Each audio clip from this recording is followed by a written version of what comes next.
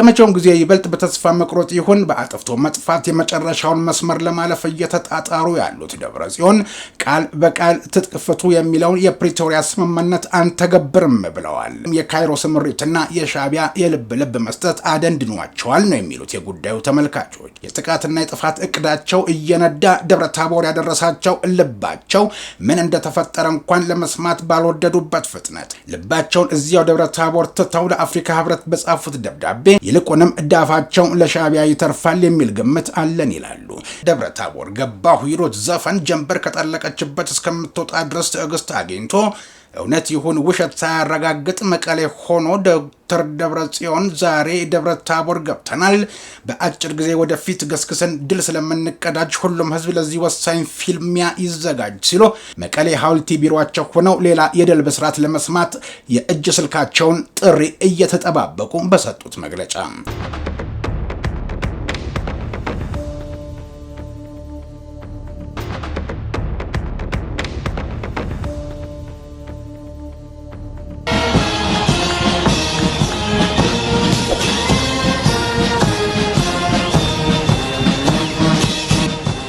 ጤና ይስጥልኝ። ይህ የሞርስ ሰበር ዜና ነው። ወደ ሰበር ከማለፋችን በፊት አጫጭር መረጃ። የዳግማዊ አጼ ምኒልክ ንጉሠ ነገሥት ዘኢትዮጵያና የእቴጌ ጣይቱ ብርሃን ዘኢትዮጵያ የዕረፍታቸው መታሰቢያ ጸሎተ መርሃ ግብር ተከናወነ። የወለተ ሚካኤል ወይም እቴጌ ጣይቱ ብርሃን ዘኢትዮጵያ 108ኛ ዓመት፣ የሳህለ ማርያም ወይም የዳግማዊ አጼ ምኒልክ ንጉሠ ነገሥት ዘኢትዮጵያ 112ኛ ዓመት የዕረፍታቸው መታሰቢያ መርሃ ግብር በርዕሰ አድባራት እንጦጦ መንበረ ፀሐይ ቅድስት ማርያም ቤተክርስቲያን በዛሬው ዕለት የካቲት 5 ቀን 2018 ዓ.ም ተከናውኗል።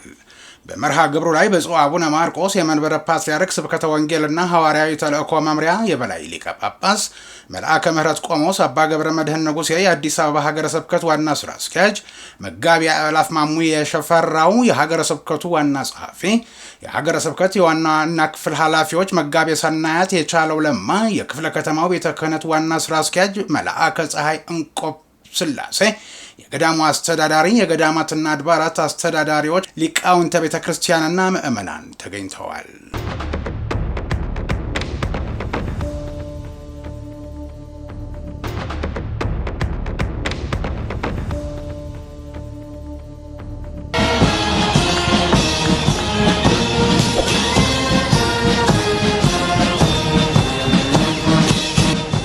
ከ8 በላይ የአፍሪካ ሀገራት ወታደራዊ ተቋማት የተውጣጡና በሩዋንዳ መከላከያ ኃይል አመራርና ስታፍ ኮሌጅ ትምህርታቸውን በመከታተል ላይ የሚገኙ ከፍተኛ መኮንኖች የኢትዮጵያ አየር ኃይል አካዳሚ በረራ ትምህርት ቤት እና ከባድ ጥገና ማዕከል ትምህርታዊ ጉብኝት ያደረጉት በሻለቃ ሰይድ ደሳለኝ የአየር ኃይል ህዝብ ግንኙነት ቡድን መሪ አማካኝነት ነው። በጉብኝታቸው አየር ኃይል በራሱ አቅም እያከናወነ ያለውን የቴክኖሎጂ ሽግግርና የጥገና ስራዎች ተመልክተው ተቋሙ ለአህጉሪቱ ምሳሌ መሆኑን መስክረዋል። የኢትዮጵያ አየር ኃይል አካዳሚ ከራሱ አልፎ የአፍሪካውያንን አቅም በመገንባት ረገድ ያለውን ሚናም አድንቀዋል።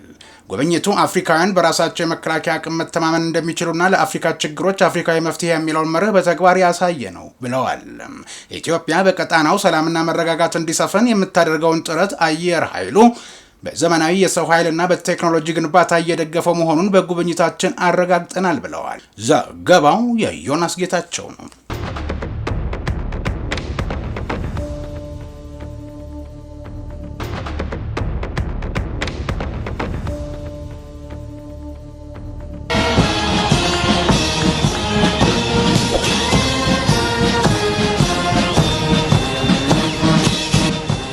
ዛሬም የማዕከላዊ መንግስት እንደሆነ ራሱን የሚቆጥረው የሻዕቢያ ተላላኪና የካይሮ ጉዳይ አስፈጻሚ የሆነው በዶክተር ደብረጽዮን ገብረ ሚካኤል የሚመራው ቡድን የአፍሪካ የመሪዎች ጉባኤ ዋዜማ ላይ ለአፍሪካ ህብረት የድረሱልኝ ጥሪ አቅርቧል። ዛሬ ከሰዓት በኋላ በመቀሌ በሚገኘው የሐውልቲ ጽሕፈት ቤቱ ውስጥ በምርጫ ቦርድ እውቅና የተነፈገው የህወሓት ቡድን ስብሰባ አድርጎ ነበር አሉ የሞርስ ምንጮች።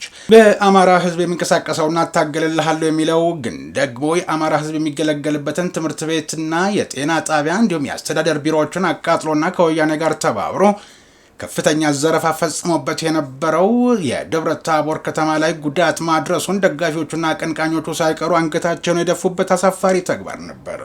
ይህንን ደብረ ታቦር ገባሁ ይሉት ዘፈን ጀንበር ከጠለቀችበት እስከምትወጣ ድረስ ትዕግስት አግኝቶ እውነት ይሁን ውሸት ሳያረጋግጥ መቀሌ ሆኖ ዶክተር ደብረጽዮን ዛሬ ደብረ ታቦር ገብተናል፣ በአጭር ጊዜ ወደፊት ገስግሰን ድል ስለምንቀዳጅ ሁሉም ህዝብ ለዚህ ወሳኝ ፊልሚያ ይዘጋጅ ሲሉ ጥሪ ማቅረባቸውን አስታውቀዋል ያሉት የሞርስ ምንጮች የካቲት 5 ቀን የተጠናቀቀው የአፍሪካ የውጭ ጉዳይ ሚኒስትሮች ስብሰባን ተከትሎ የካቲት 6 ቀን 2018 ዓ.ም ጠዋት የሚጀምረውን የአፍሪካ መሪዎች ስብሰባ ላይ የህወሓት ጉዳይ አጀንዳ ይሆን ዘንድ ምኞት የነበረው ህወሓት በመግለጫ ሽፋን መልእክቴ ይድረስልኝ ብሏል።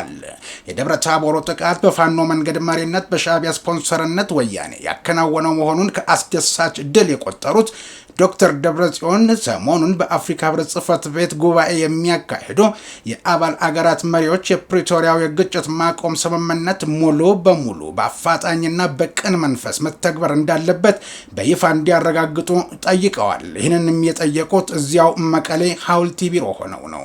ደብረጽዮን መሪዎቹ በግጭት ማቆም ስምምነቱ ፈራሚ ወገኖች መካከል ቅርጽ ያለው ፖለቲካዊ ንግግር እንዲጀመር የሚያስችሉ እርምጃዎች እንዲወሰዱ የአፍሪካ ህብረት የግጭት ማቆም ስምምነቱ መቆጣጠሪያ መከታተያና ማረጋገጫ ስርዓት ተግባራዊ እንዲሆንና እንዲጠናከር እንዲሁም የትግራይ ህገ መንግስታዊ ስርዓት ወደ ነበረበት እንዲመለስ ተፈናቃዮች ደህንነታቸውን በሚያስጠብቅ አኳኋን ወደ ቀያቸው እንዲመለሱና ለሲቪሎች ጥበቃ እንዲደረግ የሚያስችሉ ሁኔታዎች እንዲፈጠሩ ድጋፍ እንዲያደርጉም ለህብረቱ ኮሚሽን ሊቀመንበር መሐመድ የሱፍ እና ለህብረቱ አባል ሀገራት መሪዎች ዛሬ በጻፉት ደብዳቤ ጠይቀዋል።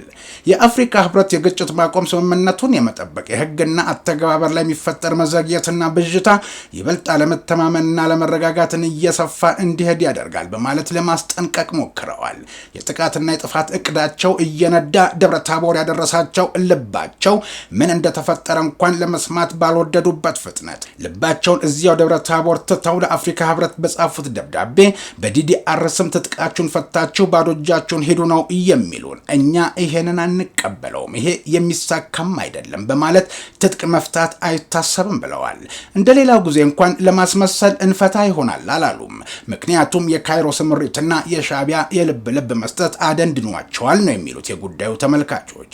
የህወሓት ሊቀመንበር ደብረጽዮን ገብረ ሚካኤል ሰሞኑን በአፍሪካ ህብረት ጽህፈት ቤት ጉባኤ የሚያካሂዱ የአባል ሀገራት መሪዎች የፕሪቶሪያው የግጭት ማቆም ስምምነት ሙሉ በሙሉ በአፋጣኝና በቅን መንፈስ መተግበር እንዳለበት በይፋ እንዲያረጋግጡ ጠይቀው መሪዎቹ በግጭት ማቆም ስምምነቱ ፈራሚ ወገኖች መካከል ቅርጽ ያለው ፖለቲካዊ ንግግር እንዲጀመር የሚያስችሉ እርምጃዎች እንዲወሰዱ የአፍሪካ ህብረትን ጠይቀዋል። አፍሪካ ህብረት የግጭት ማቆም ስምምነቱን የመጠበቅ የህግና የሞራል ኃላፊነት አለበት ያሉት ደብረጽዮን በስምምነቱ አተገባበር ላይ አለመረጋጋትና አለመተማመን እየሰፋ እንዲሄድ ያደርጋል ብለዋል። ከመቼውም ጊዜ ይበልጥ በተስፋ መቁረጥ ይሁን በአጥፍቶ መጥፋት የመጨረሻውን መስመር ለማለፍ እየተጣጣሩ ያሉት ደብረጽዮን ቃል በቃል ትጥቅ ፍቱ የሚለውን የፕሪቶሪያ ስምምነት አንተገብርም፣ ይህም የእሳቸው ማረጋገጫ ቃል ሆኗል። ይህ ደግሞ የፕሪቶሪያው ስምምነትን የማፍረሳቸውን ማረጋገጫ ነው ተብሎላቸዋል። በዲዲአር ስም ትጥቃችሁን ፈታችሁ ባዶ እጃችሁን ሂዱ ነው የሚሉን፣ እኛ ይሄንን አንቀበልም፣ ይሄ የሚሳካ አይደለም ያሉት ሲሆን መቀሌ ሐውልቲ ቢሮአቸው ሆነው ሌላ የድል ብስራት ለመስማት የእጅ ስልካቸውን ጥሪ እየተጠባበቁ በሰጡት መግለጫ የፕሪቶሪያው ስምምነት የተኩስ አቁም ስምምነት ነው፣ አሁን ግን የፌዴራል መንግስት ተኩስ በመክፈት ስምምነቱን ጥሷል በማለት የፌዴራል መንግስት እንደተኮሰባቸው አድርገው በሐሰት ለማሳሳት ሞከሩ እንጂ በወርቅና የመሰረታዊ የምግብ ፍጆታዎች ሳይቀር ወደ አስመራ እየላኩ በልዋጩ የጦር መሳሪያና ልብሱን ቀይሮ የሚዋጋላቸው ወታደሮችን እያስገቡ በጸለምት በኩል ጦርነት የጀመረው አልተሰማ አልታወቀ መስሏቸዋል። ይህ መሆኑን ግን የጊዜያዊ አስተዳደሩ ፕሬዝዳንት ጀነራል ታደሰ ወረደ ሰራዊታችን በገጠመው ሁኔታ ወደ ኋላ እንዲመለስ ትዕዛዝ ሰጥተናል ብለው አረጋግጠው እንደነበረም ህወሓትና ደብረጽዮን ረስተውታል ነው የተባለው። አሁን እንደርሳቸው አባባል በፌዴራል መንግስት የሰላም ጥሪው ከተረገጠ ማንም የትግራይ ተወላጅ ዝም አይልም በማለት ህዝቡን ለማነሳሳት እየተጠቀሙበት ያለው መንገድ እድሜያቸውን ቢያሳጠረው እንጂ አያስረዝመው የሚሉ የጉዳዩ ተመልካቾች ይልቁንም ዳፋቸው ለሻዕቢያ ይተርፋል የሚል ግምት አለን ይላሉ። ይህ በእንዲህ እንዳለ የድርጅቱ መሪ ደብረጽዮን ሐውልቲ ቢሮ መሸገው ትጥቅ አንፈታም የማይመከር ጉዳይ እያሉ በጎን ጦርነት እንዲጀመር የአርሚ አዛዦችና ከኮር በላይ ለሆኑ አመራሮች ትዕዛዝ መስጠታቸውን አረጋግጠናል ብለዋል የሞርስ ምንጮች። ባለፉት ቀናት ውስጥ አርሚ 11 ኮር 111 በጠለምቲ በእስያና በማይዳጉሻ አካባቢዎች እንዲሁም አርሚ 42 በጸሊሞይ በኩል የተከዜን ወንዝ እንዲሻገሩ መመሪያ ደርሷቸዋል።